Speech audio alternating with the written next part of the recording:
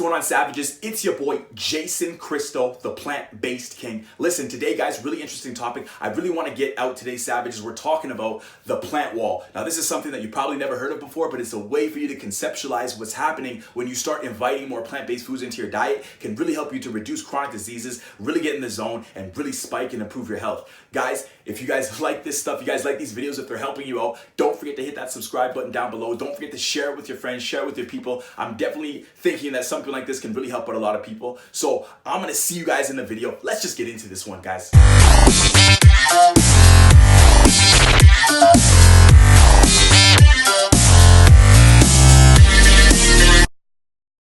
Can we start with your name, sir?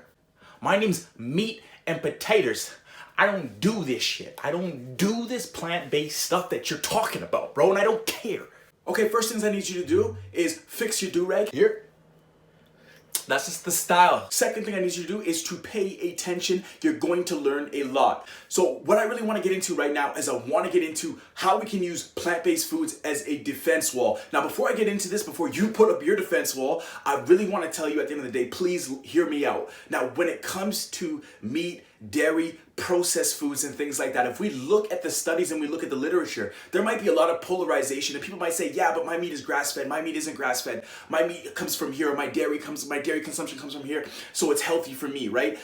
If you're not a part of the process, it's really hard, and that goes with plant-based foods too. If we're not a part of that process, it's hard to know exactly what organic means. Animals that are free range, all that means is that they put them in a space. They can still have a cage around these animals and they're just in a space. It's just a play on words. So a lot of times the industry will use words like this that you're unfamiliar with in terms of free range.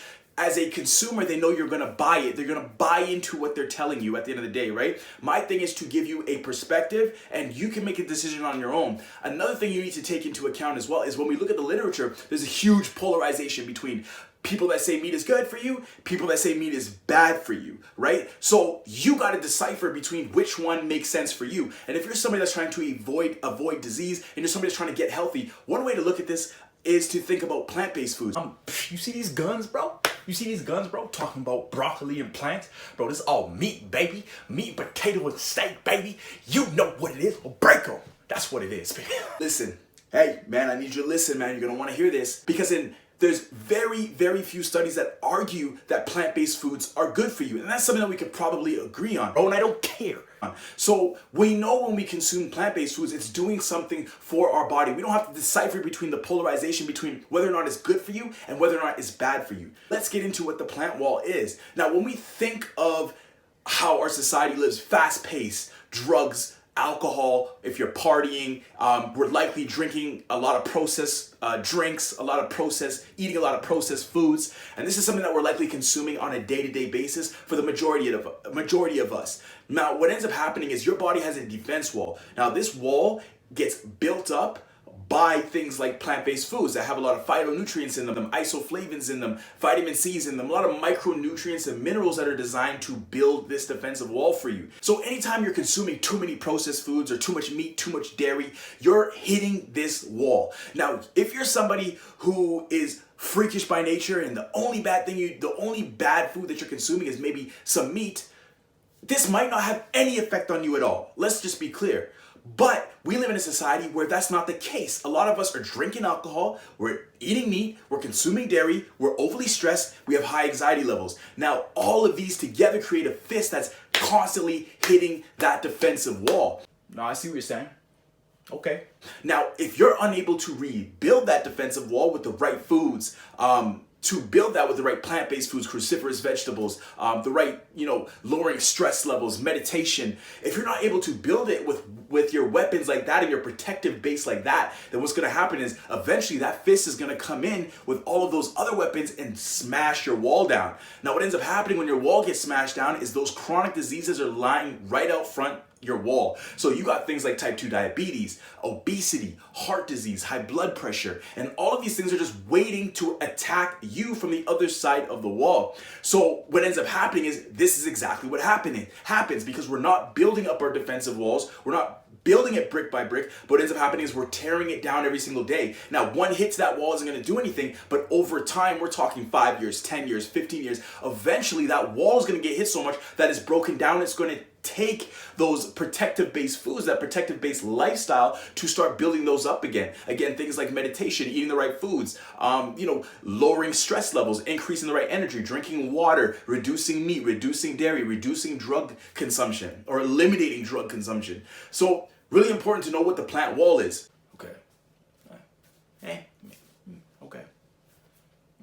Okay guys, so let's look at the plant wall. Now the plant wall says that your defense system, you can call it your immune system or your defense system of your body that's going to prevent disease, is represented by these brick layers right here, this brick wall right here. Now to the left of this, we see our weapons category. Now our weapons, those are things that are trying to attack and break this defensive health wall down. So we see things like drugs, stress, processed foods, meat, and dairy. Now, on the other side, we see our protection. Now, our protection is going to have things like whole foods, cruciferous vegetables. Cruciferous vegetables have a lot of thousands of different compounds in them, so I don't want to downplay what the system is and use the reductionist method too much. But, you've got things like sulforaphane, phytochemicals, phytonutrients, and all these things are geared towards removing antioxidants, and they have huge antimicrobial benefits to them as well, just to help clear your system out, reduce inflammation, and get away from our chronic diseases. Things like meditation as well are huge in terms of protecting this wall and building to this wall, right? So when we look at things like meditation, that's bringing your mind and your brain in coherence with yourself to focus in and be able to attack what your goals are, attack what your purpose is. Purpose is huge too. That's something that can de-stress you, make you feel zoned in, and make you feel like you've got a purpose in being here. Water helps flush everything out. Over 70% of our body is water, so being able to have water in to flush out toxins and chemicals is huge. And just overall good energy. And good energy ends up coming from all of these things here. Now I say protection, but the protection is also something that's an offense too. A strong defense is a good offense. So what ends up happening is the more of these foods and the more of these components that we add to our defensive wall, we start building a layer. And I apologize because I'm running out of ink on my pen, but you can see that this layer, this represents bricks that are being built over here. And that's from somebody who is choosing from this list over here. Now, what ends up happening now with our people that are on drugs, stressed out, processed foods, meat, and dairy. Now, one of these alone might not do anything to your defensive wall, but we live in a world today where a lot of people are consuming all of these at the same time. Now, what happens is eventually this wall starts getting shattered. You might break this part of the brick down, that part of the brick down, this part of the brick down.